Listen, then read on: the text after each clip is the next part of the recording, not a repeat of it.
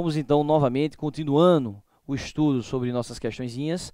E nessa próxima questão que nós vamos abordar, vai falar da questão de uma partilha de bens. E nós vamos observar que sobre essa questão nós temos algumas pontuais características, porque fala sobre a divisão patrimonial de bens imóveis, o que poderia causar uma certa dúvida no nosso aluno. Mas nós vamos ver que a questão é bem mais simples do que parece. Vamos direto à nossa questão. Olha o que é que ela vai dizer para a gente. Nos autos de uma ação de divórcio, ex-cônjuges, casados em regime de comunhão total de bens, dividiram o patrimônio total existente da seguinte maneira. O imóvel situado no município X, no valor de R$50 mil, pertencerá ao ex-marido, enquanto o imóvel situado no município Y, no valor de R$30 mil, pertencerá à ex-esposa. Assinale a alternativa correta quanto à tributação incidente nessa partilha. Ora, o que nós devemos inicialmente observar na questão é que ele fala que o regime do casamento adotado por ambos foi o regime de comunhão total de bens, que significa dizer que os bens seriam na totalidade de ambos os cônjuges. Desse modo, no momento em que venha a se efetivar a partilha, né, desse patrimônio por ocasião dessa ação do divórcio, esse valor deveria ser dividido de maneira equânime, de maneira igual. Ora, considerando que a questão apenas nos dá os dados relacionados aos patrimônios em relação a bens imóveis, apenas nos traz isso, nós poderíamos ter o primeiro entendimento de que um bem imóvel vale R$50 mil e o outro vale R$30 mil, totalizando então o montante de R$80 mil. Ora, se o montante seria R$80 mil, considerando que foram casados pelo regime de comunhão total de bens, evidentemente que cada um deveria ter direito à metade desse valor, ou seja, ao valor de R$40 mil. Mas a questão diz expressamente que o marido, o ex-marido, ficou com um imóvel no montante de R$50 mil, ao passo em que a esposa ficou com um de R$30 mil. Ora, ele ganhou R$10 mil e ela perdeu R$10 mil nessa partilha. Em verdade, o que houve para essa partilha, no momento dessa partilha, como a questão nos fala, foi dividido desta forma o patrimônio, percebe-se então que ela abriu mão de R$10 mil em favor dele. Se ela abriu mão de R$10 mil em favor dele, ela estaria, na verdade, realizando uma doação. Estaria realizando uma doação desse montante de R$10 mil para o patrimônio do ex-marido. Por quê? Porque em tese ela deveria ter 40 e ele 40, mas na prática ela ficou com 30 e ele ficou com 40. Ora, conforme havia dito a vocês, o que essa questão gostaria de trazer dúvida, ou melhor dizendo, tentaria trazer dúvida ao aluno, ao candidato, seria em relação a qual imposto poderia incidir nessa operação. Ora, sobre transferência de imóveis, nós temos o Imposto sobre a Transmissão de Bens Imóveis, de competência dos municípios. Por outro lado, para a doação, nós temos o ITCMD, Imposto sobre a Transmissão Causa-Mortis, quando uma pessoa morre, ou então sobre doação. Por isso, do D no final da sigla, ITCMD, Imposto sobre Transmissão Causa-Mortis ou doação. Doação é ato entre vivos, é ato em vida. Considerando que a questão, pelos poucos dados que nos foram fornecidos, ela expressamente determina que a esposa teria aberto mão ali de uma parcela de patrimônio, em verdade ela estaria doando. Então, você deveria pagar o ITCMD. E por que não deveria pagar o ITBI, o Imposto de Transmissão de Bens Imóveis? Porque, na verdade, esse imóvel já era deles na comunhão do casamento. O que houve foi apenas uma partilha e não a modificação da propriedade e não a transferência.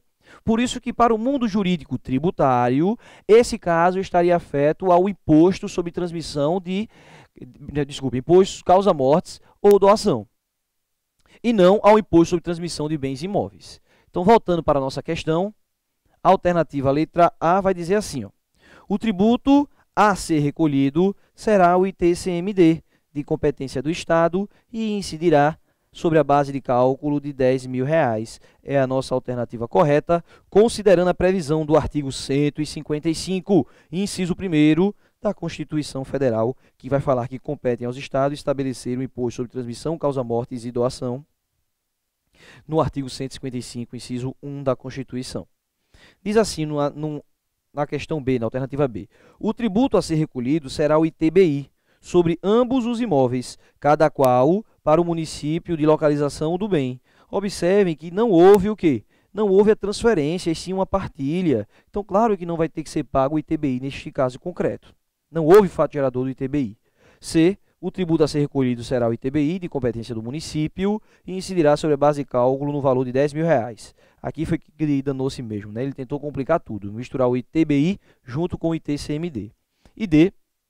Não há tributo a ser recolhido, pois o regime de casamento era o da comunhão total de bens. Não há transferência de bens, mas simples repartição do patrimônio comum de cada cônjuge. Ora, essa segunda parte estaria correta sim, que é aquilo que nós já havíamos dito. Não há transferência de bens, e sim apenas uma repartição. Mas ele diz no comecinho que não há tributo a ser recolhido. Mas há sim tributo a ser recolhido. Por quê? Porque nesse caso houve sim uma doação do valor de R$10.000, devendo se recolher então o ITCMD. Então, questãozinha realmente ficaria com a alternativa letra A.